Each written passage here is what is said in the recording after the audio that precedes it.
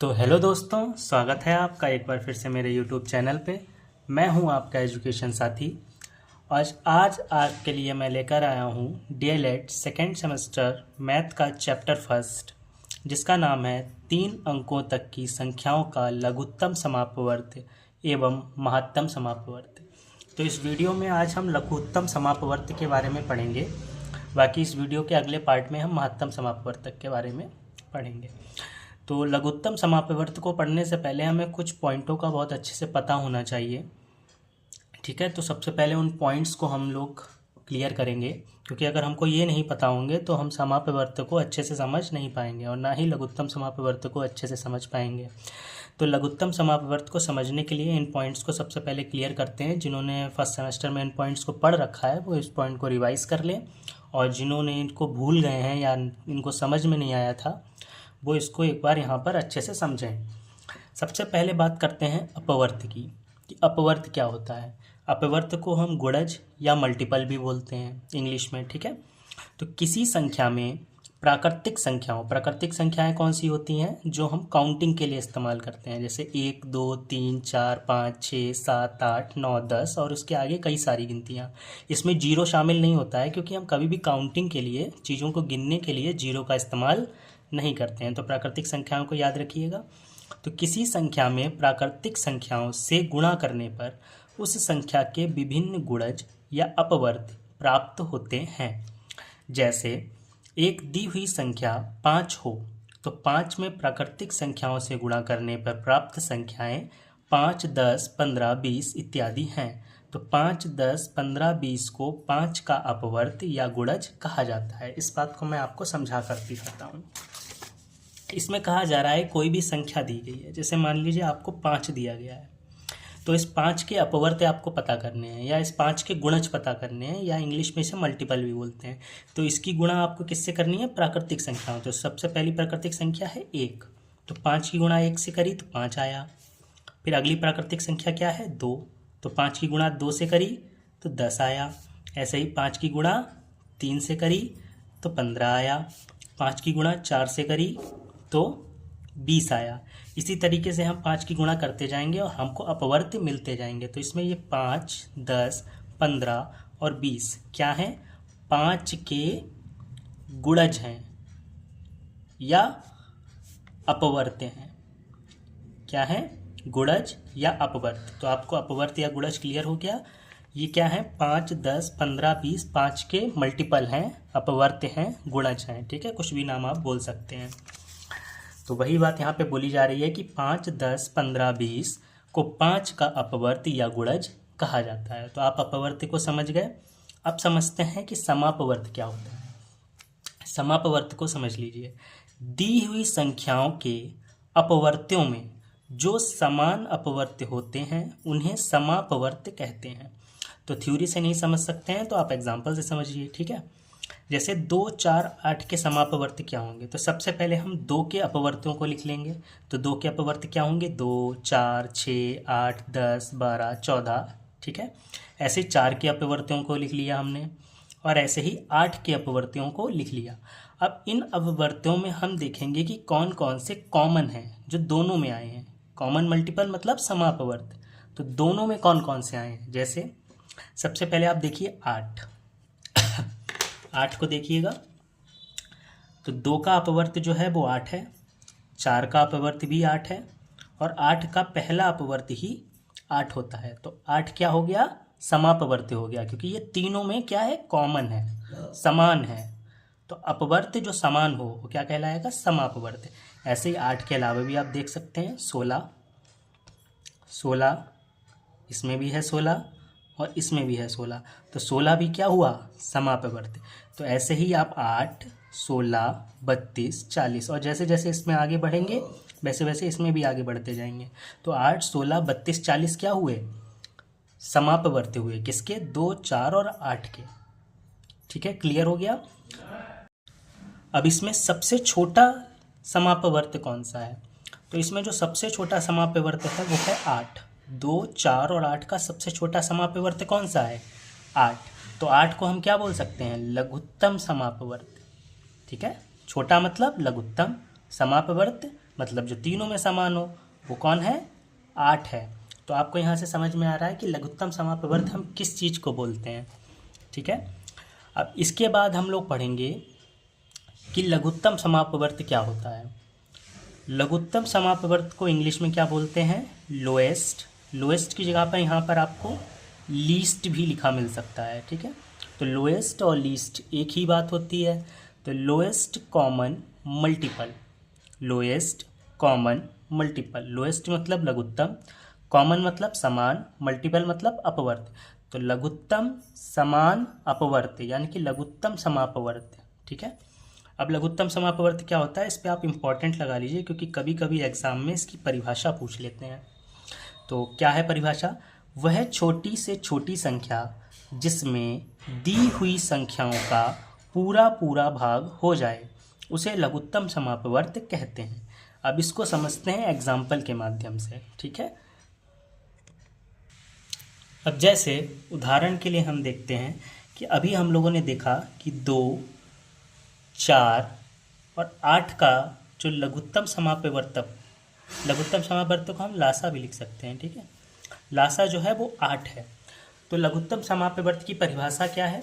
लघुत्तम समापवर्त की परिभाषा है वह छोटी से छोटी संख्या जिसमें दी हुई संख्याओं का पूरा पूरा भाग हो जाए, उसे लघुत्तम समापवर्त कहते हैं। यानी कि ये हैं दी हुई संख्याएं और ये है 8, यानी कि ये सारी की सारी संख्याएं इस 8 को क्या कर दें? विभाजित कर दें। तो देखते हैं, सबसे पहले देखते हैं 2 8 को विभाजित कर पाता है। तो 2 एकम 2, 2 चक्कू 8, पूरा पूरा विभाजित हो गया। ऐसे ही देखते हैं 4 को क्या 8 को क्या 4 विभाजित कर पाता है? तो 4 एकम 4, 4 दूनी 8, ये भी पूरा पूरा विभाजित हो गया। क्या 8 को 8 विभाजित कर पाता है? तो हाँ, 8 से 8 भी पूरा पूरा कट हो गया। ठीक है, तो आप परिभाषा को अब समझ गए होंगे। इसके बाद आगे बढ़ते हैं। तो इसके बाद हम देखते हैं, तो यहाँ पे एलसीएम की फुल फॉर्म लिखी हुई है कि एलसीएम की फुल फॉर्म क्या होती है? Least common multiple. तो आपको लीस्ट या लोएस्ट कुछ भी लिखा मिल सकता है। ठीक है ना। इसके बाद आता है लासा निकालने की विधियाँ। इस पे भी आप इम्पोर्टेंट लगा लीजिए, एक बार ये एग्जाम में पूछा जा चुका है कि लासा निकालने की विधियाँ कितनी होती हैं। तो आप लिखेंगे लासा निकालने की 2 विधियाँ होती हैं। पहली होती है अभाज्य गुणनखंड विधि, जिसे इंग्लिश में बोलते हैं प्राइम फैक्टराइजेशन मेथड। दूसरी होती है भाग विधि, जिसको हम बोलते हैं डिवीज़न मेथड। ये आपने फर्स्ट सेमेस्टर में भी पढ़ रखा होगा, ये आपका रिवीजन है एक तरीके से। ठीक है, तो सबसे पहले हम पढ़ेंगे अभाज्य गुणनखंड विधि से लासा को कैसे ज्ञात करते हैं। लासा मतलब लघुत्तम समापवर्त की ही बात हो रही है। ठीक है, तो अभाज्य गुणनखंड विधि के बारे में सबसे पहले हम लोग अवलोकन करेंगे। तो इस विधि में सर्वप्रथम दी हुई संख्याओं का अभाज्य गुणनखंड करके उन गुणनखंडों को अधिकतम घात के रूप में लिखते हैं। अंत में अधिकतम घात वाले गुणनखंडों का आपस में गुणा कर देते हैं। इस प्रकार प्राप्त अभीष्ट लासा होते हैं, जैसे 8, 12, 20 का लासा ज्ञात करना। तो आपको अगर थ्योरी नहीं समझ में आती है तो आप एग्जाम्पल को समझा करिए। अगर आपके एग्जाम्पल समझ में आ गया तो आपको थ्योरी ऑटोमेटिक समझ में आ जाएगी। तो देखिए यहाँ पे 8, 12 और 20 का लासा किस प्रकार निकाला गया है अभाज्य गुणनखंड विधि से। तो सबसे पहले 8 को हम किस प्रकार से लिखेंगे? 2 गुणे 2 गुणे 2। ये क्या है? इसके अभाज्य गुणनखंड है। अब जिन लोगों को अभाज्य गुणनखंड नहीं आते हैं, सबसे पहले वो यहाँ पर ध्यान दें कि अभाज्य गुणनखंड कैसे किए जाते हैं। जैसे 8 के अभाज्य गुणनखंड आपको करने हैं। तो अभाज्य संख्याएं तो आप जानते ही हैं। ठीक है, तो अभाज्य गुणनखंड में अभाज्य संख्याओं से हम क्या करते हैं? इसको भाग करेंगे। तो वो छोटी से छोटी अभाज्य संख्या सोचिए जिससे 8 कट जाए। तो 1 को तो शामिल नहीं करते हैं उसमें। ठीक है, एक अभाज्य संख्या नहीं होती है, 2 अभाज्य संख्या होती है। सबसे छोटी अभाज्य संख्या अगर आपसे पूछी जाती है तो आप कितनी बताएंगे? 2 बताएंगे। तो ये 2 से कटेगा ना, तो आप इसे 2 से भाग दीजिए। 2 चौक 8। ठीक है, अब ये 4 आ गया, 4 किससे कटेगा? ये भी 2 से कटेगा, तो इसे भी 2 से भाग दीजिए। 2 दूना 4। इसके बाद 2 किससे कटेगा? 2 तो 2 से ही कटेगा, तो 2 एकम 2। अब हमको ये जो प्राप्त हुए ये क्या है? अभाज्य गुणनखंड है। किसके? 8 के। तो 8 के अभाज्य गुणनखंड क्या हुए? 2 गुणा 2 गुणा 2, यानी कि 2 गुणा 2 गुणा 2। ठीक है, यही यहाँ पर लिखा हुआ है, आप देख सकते हैं कि 8 के अभाज्य गुणनखंड क्या है? 2 गुणा 2 गुणा 2। इसके बाद 12 के अभाज्य गुणनखंड देखते हैं। तो अभाज्य गुणनखंड को आप सीख लीजिए अच्छे से। तो 12 के अभाज्य गुणनखंड कैसे निकालेंगे, तो इसको भी हम क्या करेंगे, सबसे पहले 2 से भाग करेंगे। 2 छंग 12। अब 6 को किससे कर सकते हैं, 2 से। 2 तियां 6। अब 3 को तो 2 से भाग नहीं कर सकते हैं, तो 3 से भाग करेंगे। 3 एकम 3। तो अब 12 के लिखेंगे, तो 12 के कितने हुए अभाज्य गुणनखंड, 2 गुणा 2 गुणा 3। तो 2 गुणा 2 गुणा 3। तो यहाँ पर आप देख सकते हैं 12 के अभाज्य गुणनखंड क्या लिखे हुए हैं, 2 गुणा 2 गुणा 3। ठीक है। इसके बाद 20 के अभाज्य गुणनखंड, तो आपका लास्ट मौका है, अभाज्य गुणनखंड को समझ लीजिए कैसे निकालते हैं। तो 20 को निकालिए। 20 को 2 से भाग करेंगे, 2 धाम 20। 10 को किससे भाग करेंगे, 2 से। 2 पंजे 10।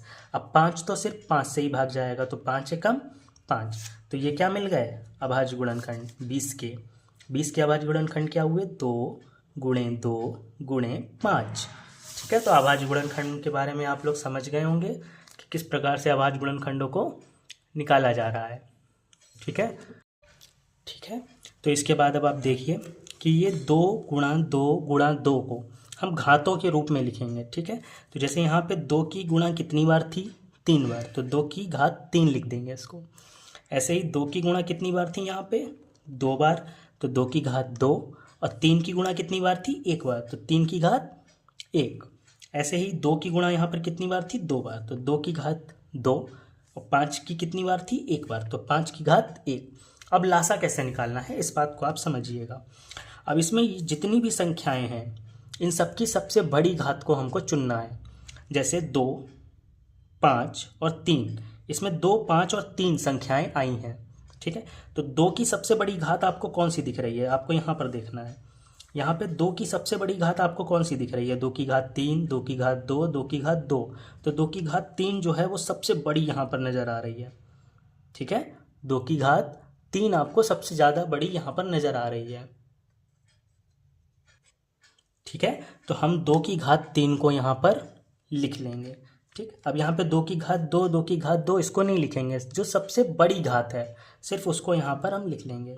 इसके बाद 3 भी है, तो 3 की सबसे बड़ी घात क्या है, 3 की सबसे बड़ी घात 1 है, तो 3 की घात 1 यानी कि 3। इसके बाद 5 की सबसे बड़ी घात क्या है, 1 है, तो 5 की घात 1। ठीक है, यानी कि 5। तो 2 की घात 3 कितना होता है, 8 होता है। 3 की घात 1 3 होता है, 5 की घात 1 5 होता है। यहाँ पे आप घात लगा दीजिए अगर आपको कोई भी प्रॉब्लम हो रही है। इसके बाद आप इनकी गुणा करेंगे तो आपको 120 मिल जाएगा। अगर आपको ये एग्जाम्पल समझ में नहीं आया है तो मैं एक और क्वेश्चन आपको लगा के दिखाता हूँ। ये आपको एकदम क्लियर हो जाएगा कि लासा कैसे निकालना है अभाज्य गुणनखंड विधि के द्वारा। तो सबसे पहले हमें क्या करना है, 35 को लेना है। अब 35 के क्या लिखने हैं हमको, अभाज्य गुणनखंड लिखने हैं। अभाज्य गुणनखंड लिखने हैं 35 के। ठीक है। तो 35 के अभाज्य गुणनखंड लिखते हैं। अब 35 के अभाज्य गुणनखंड निकलने के लिए हमने आपको क्या बताया, वही काम करेंगे फिर से। 35 को लिखेंगे। 35 किससे कटेगा, ना 2 से कटेगा, ना 3 से कटेगा, ना 4 से कटेगा, कटेगा 5 से। 5 सत्ते 35 और 7 कटेगा 1 से। तो 35 के जो अभाज्य गुणनखंड हुए वो हुए 5 गुना 7, 5 गुना 7। ठीक है। तो 35 के अभाज्य गुणनखंड हुए 5 गुना 7। 40 के लिखते हैं, 40 के निकाल के देखते हैं। तो 40 जो है वो कटेगा 2 से।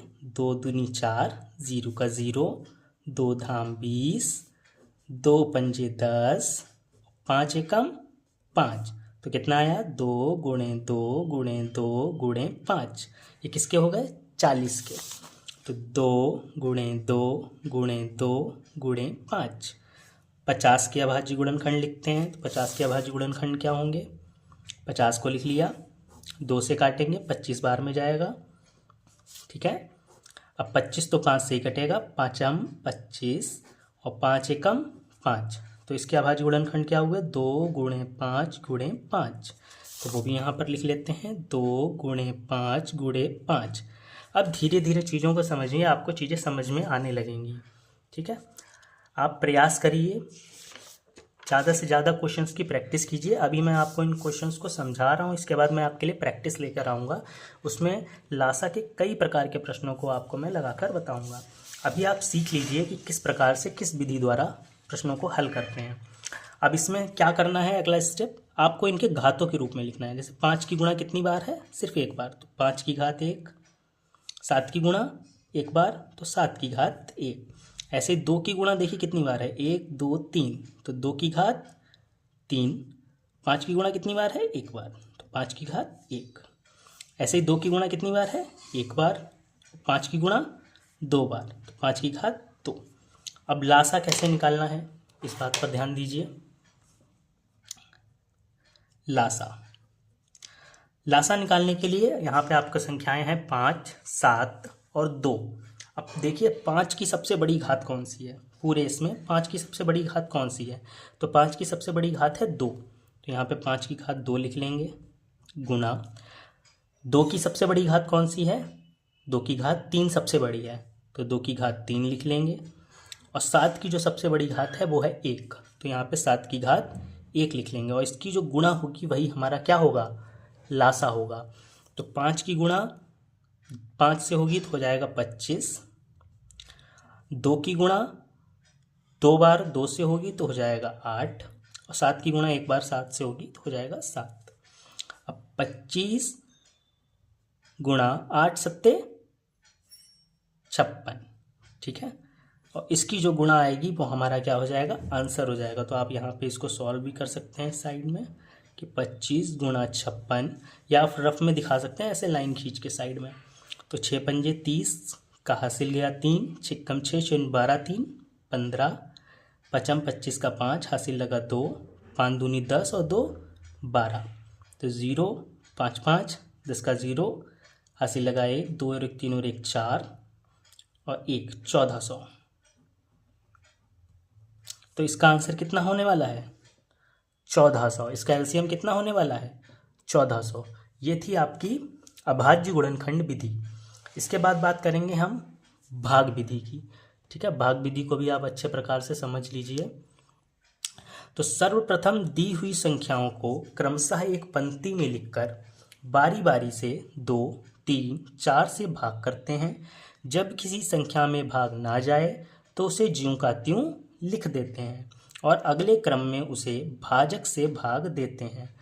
जब तक सबका भागफल 1 प्राप्त ना हो जाए तब तक भाग करते रहते हैं। इसके बाद प्राप्त सभी भाजकों का गुणनफल अभीष्ट लासा होता है।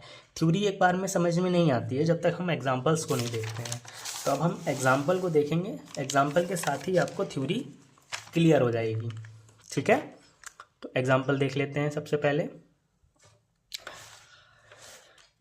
थोड़ा सा जूम कर देता हूँ आप लोगों के लिए ताकि आप लोगों को अच्छे से दिखे, ठीक है।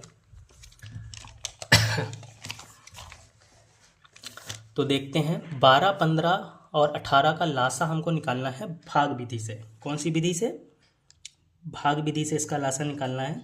तो देखिए हम इसको भाग विधि से सॉल्व करेंगे और आपको थ्योरी क्लियर हो जाएगी। तो सबसे पहले भाग विधि के लिए इनको एक पंक्ति में लिखना होगा। पंक्ति 12, 15, 18 एक पंक्ति में लिख लिया, यही तो हमारी परिभाषा थी। उसके बाद इनको बारी बारी से 2, 3, 4 और कई संख्याओं से, जिनसे ये संख्याएं कट रही हैं उनसे भाग करते हैं। और जो संख्या नहीं कट रही होगी उसका ज्यों का त्यों लिख देंगे। जैसे इसमें हमको दिख रहा है 12 और 18 किससे कट रहा है, 2 से कट रहा है। तो सबसे पहले हम 2 से काटेंगे, 2 छंग 12। अब 15 नहीं कट रहा है ना, तो 15 को ज्यों का त्यों लिख देंगे।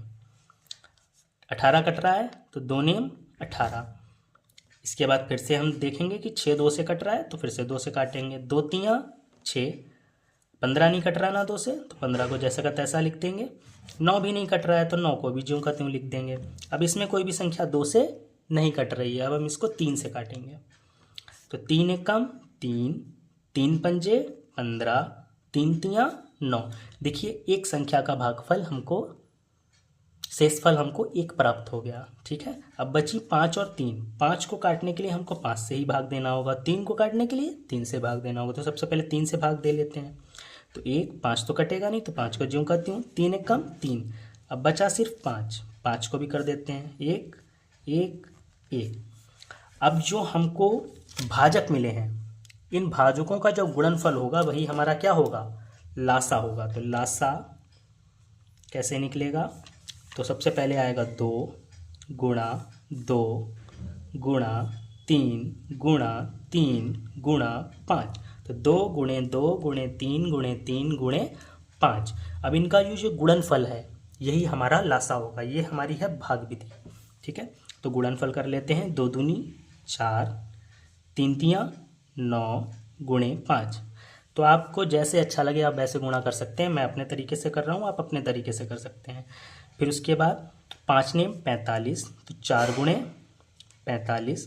अब 45 की गुणा जब 4 से करेंगे तो 5 चौक 20 का 0, हासिल लगा 2, 4 चक्कू 16 और 2 18, 180 क्या आ जाएगा हमारा लासा आ जाएगा। और ये लासा कौन सी विधि से आया है? भाग विधि से। ठीक है, तो आपको अभाज्य गुणनखंड विधि और भाग विधि दोनों क्लियर हो चुकी होंगी अच्छे से, और इन नोट्स के PDF आपको टेलीग्राम पे मिल जाएंगे। इसको आप अच्छे से सीख लीजिए। इसकी अगली वीडियो में हम आपके लिए लासा की प्रैक्टिस लेकर आएंगे और मासा के बारे में पढ़ेंगे।